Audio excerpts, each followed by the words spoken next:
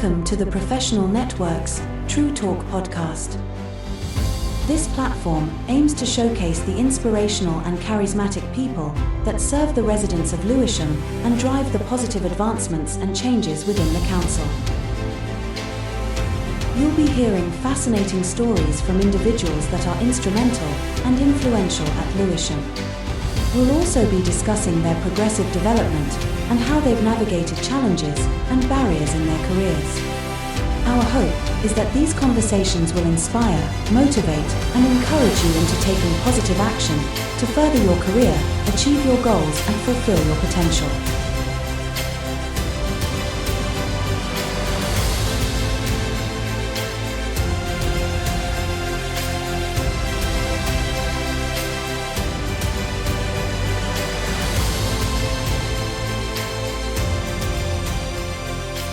The True Talk podcast.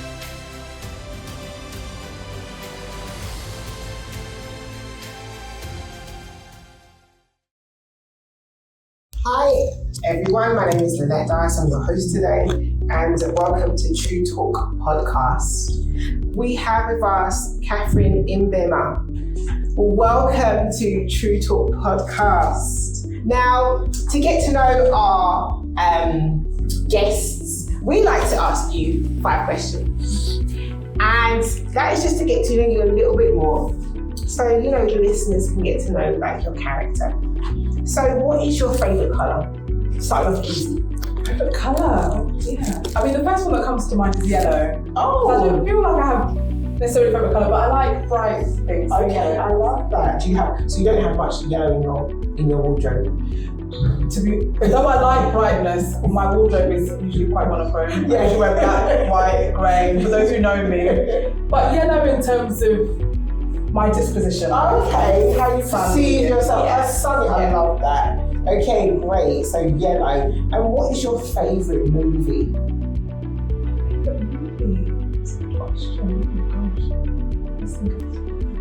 Oh my God, you've got your stuff. Yeah, it's quite difficult. It's quite difficult. Favourite though. Favourite. Yeah, I'm trying to think through. You've got levels, isn't it? Yeah, like what's the one that I would watch again and again and Right, again? that's what I'm. all time. Of all time. That's even hard. When you say that, that's even harder. I Of know. all time. What would you watch repeatedly? Because I've got movies that I love because of what I so I'm quite into documentaries and things about real life. Okay. Because I like being educated. Yeah.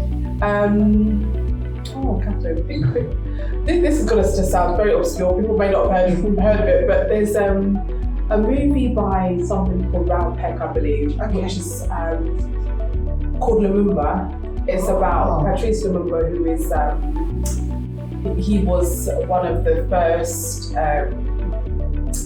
presidents of African independence for I think what's now Democratic Republic of Congo. Okay. But that was so eye-opening for me. In what way? I didn't know a lot about African history and independence at the time when I watched. I watched this when I was a student, probably my first or second year. Yeah. At a university event, I remember, and I was just blown away by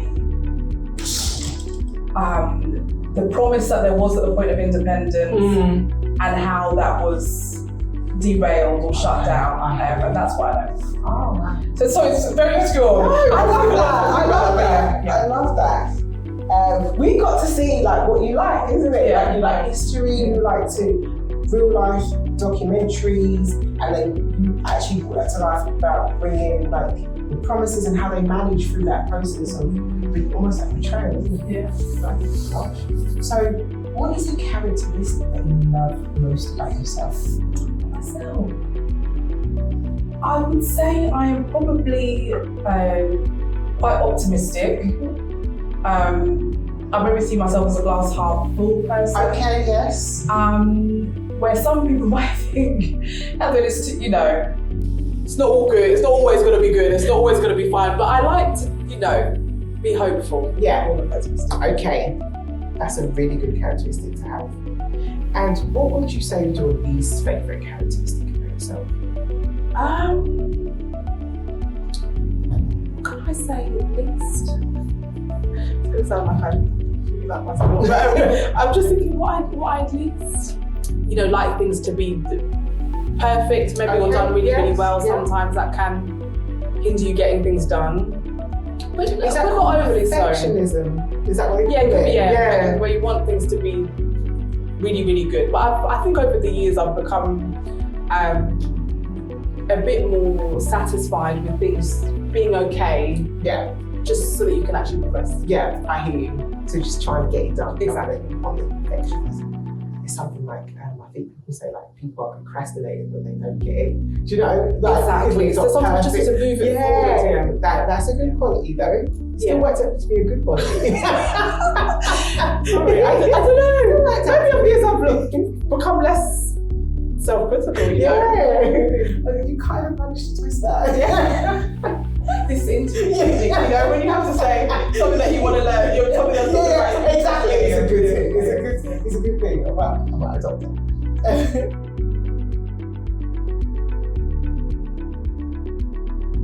So we're going to go into our main 5 interview questions that we like to ask everyone that comes and sits in this True Talk podcast, and we like to, get into the roots. So, who inspires you the most, and how have they impacted your career and personal life? Who inspires me and how do we look at my career?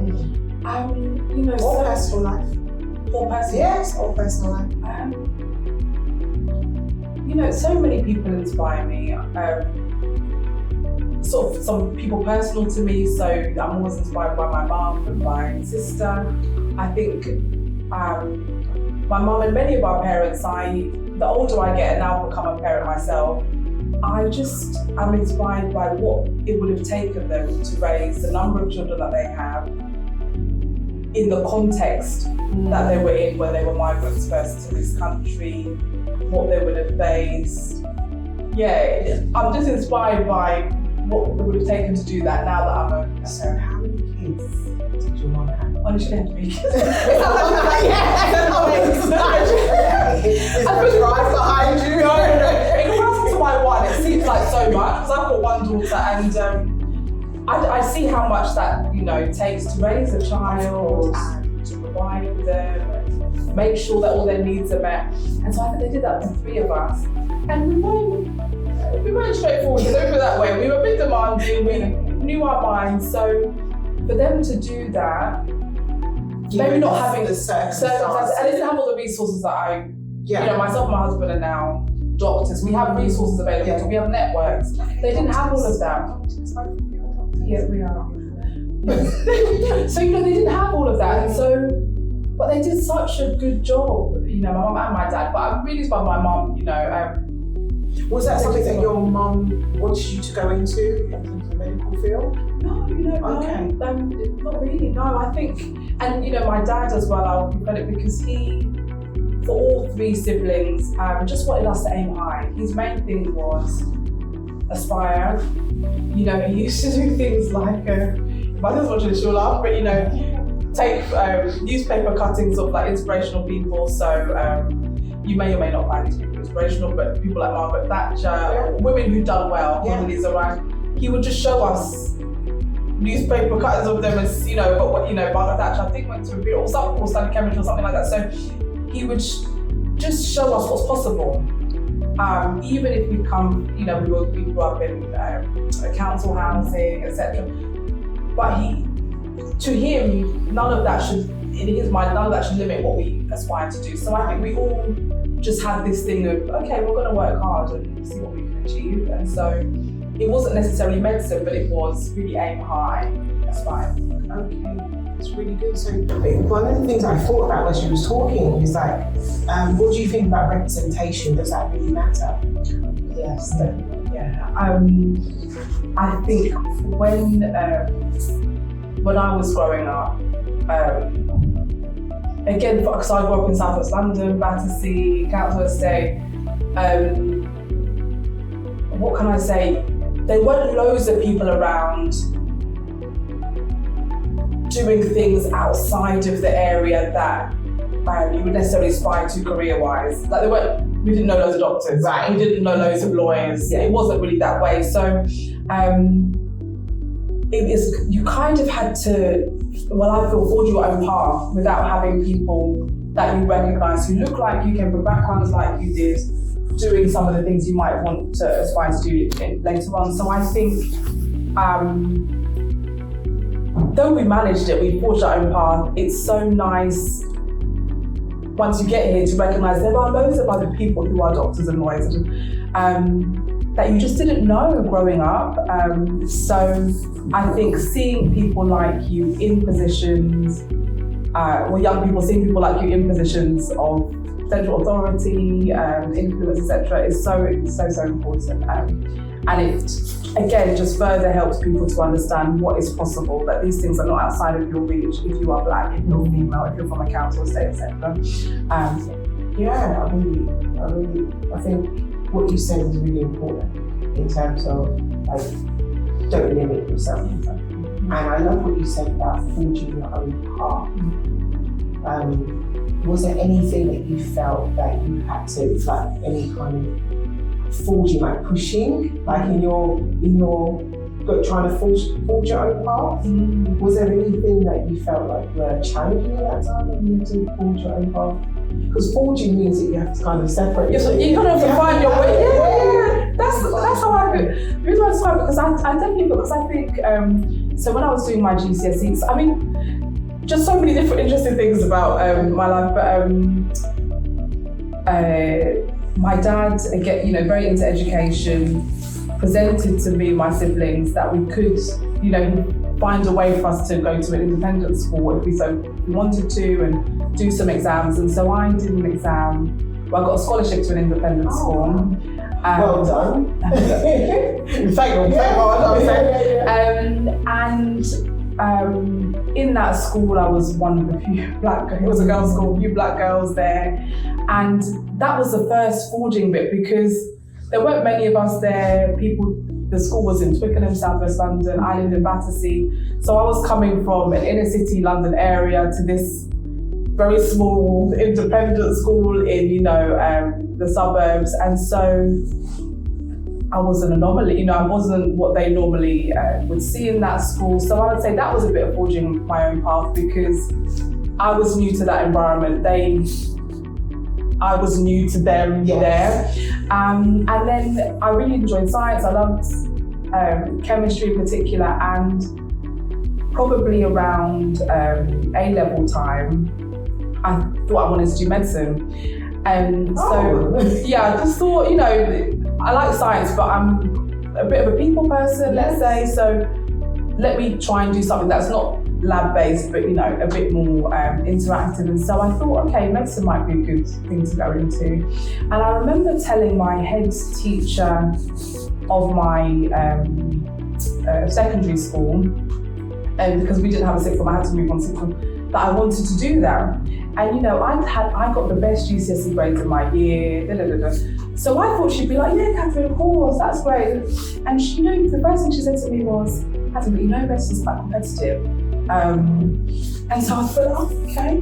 But I thought I'd done really well, that people backed me and feel like. So that, again, forging your own path. So I could have been discouraged by that. I could have felt like, oh, right, okay, that's not for you. And she, I would have thought that she knows me the best, because I was from year 7 when I got the scholarship all the way through to GCSE. She knew me, so I knew your ability. Yeah, so it was a bit shocking. It was a bit unusual that she said that, So, but I just still had this conviction that no, I'm still going to do it. And I didn't have any medics in my family. Even in the sixth form that I went to, there weren't many of us thinking about medicine.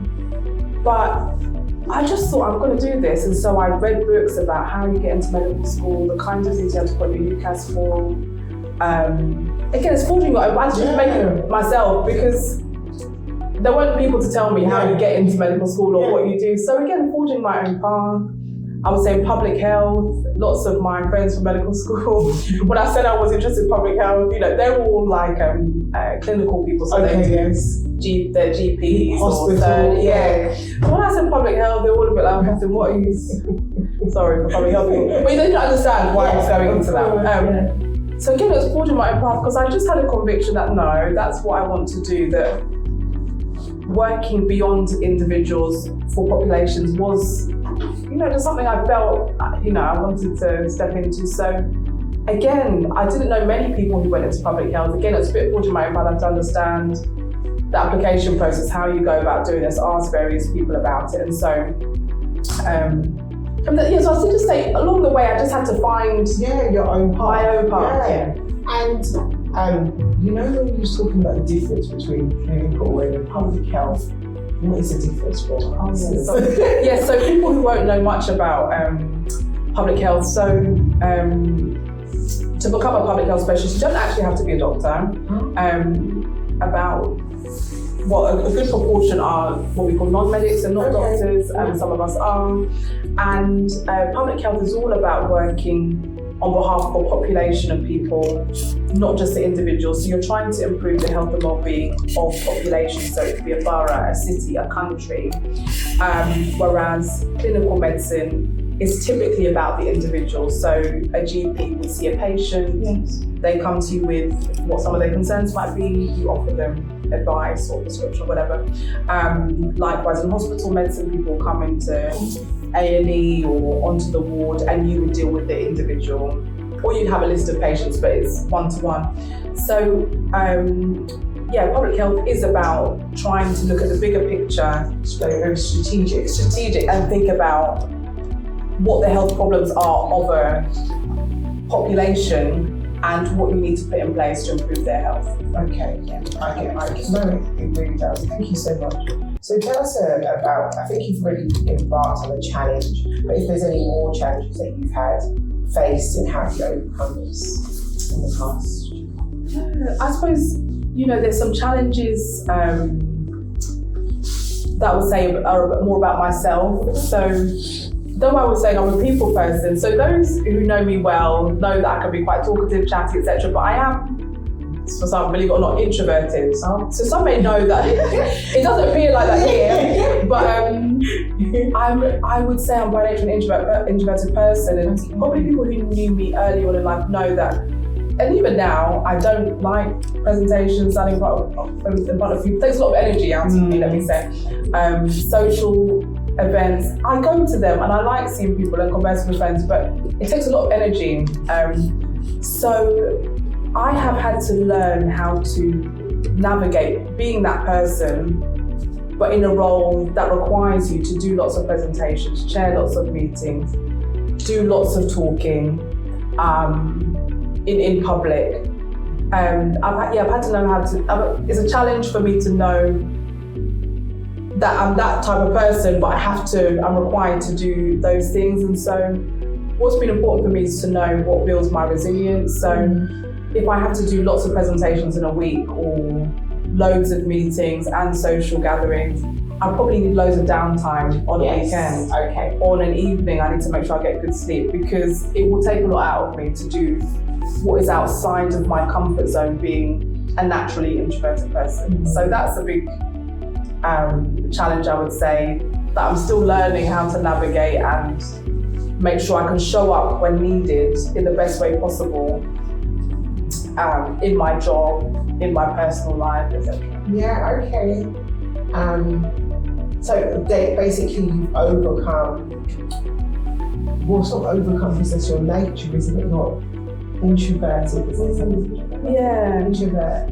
And then, but you have to do presentations out of your comfort zone. That's it, yeah. And so do you, once you've had like a social day, do you go back home like, I can't deal with anybody today? I'm just tired. You know how we've got Zoom? Yeah. Sometimes, socially. even there's like, there's a Zoom this, and you're like, oh gosh, okay.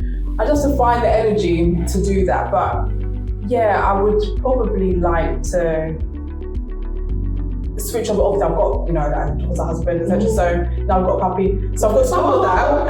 And then probably at the end of the day, just have good wind down time. And yeah, maybe on a very particularly busy week, on a weekend, not do too much, just to restore that energy.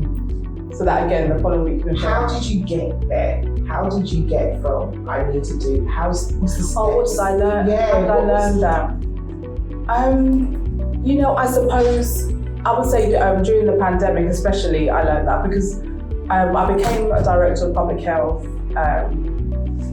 in the substantive post in February 2020, just prior to the pandemic. I was acting as well the year before. And obviously that was a big step up from being a consultant in public health to director, where you're leading the team, there's more requirements for you to be present and, do presentations, all the rest of it. So, and then the pandemic came, which required you to do that even more so. So I probably learned there in the most extreme of times that took a lot out of me, that when it took so much out of me and I still was required to do things, I just couldn't. I felt like the tank was almost empty, and so I needed to make sure that I did things that helped my resilience. And I think during that period I also had a coach. So the council very kindly sponsored us to have coaching, some of the directors who were involved in a lot of pandemic response. And it was that coach that taught me a lot about sort of balancing your resilience and doing things that sort of fill up your tank, as it were. Yeah. And to recognise things that took a lot of energy, and you're never going to get it perfectly in balance, but to recognise when that was happening. So that really helped me a lot to understand that, okay, some of these meetings, chairing, this, that, it's going to take it out of you. So make sure the things that you know that pull you up, spending time with family and friends, I'm a person that goes to church and of Christian faith, so doing that fills up my tank. So just making sure I can keep things in balance. So I think that was a pivotal moment that taught me about that. That's really good. Thank you so much for breaking that down for us. And I think, as you said, in the COVID period, it pushed you kind of into that kind of realm of being presenting and having those, because everything was virtual, wasn't it? Yeah. So a lot of the meetings, a lot of information from public health was required at that time, wasn't it? Yeah. So you've had to lead on loads of projects. Yeah. It was a difficult time. What is the best advice you've ever received from anyone?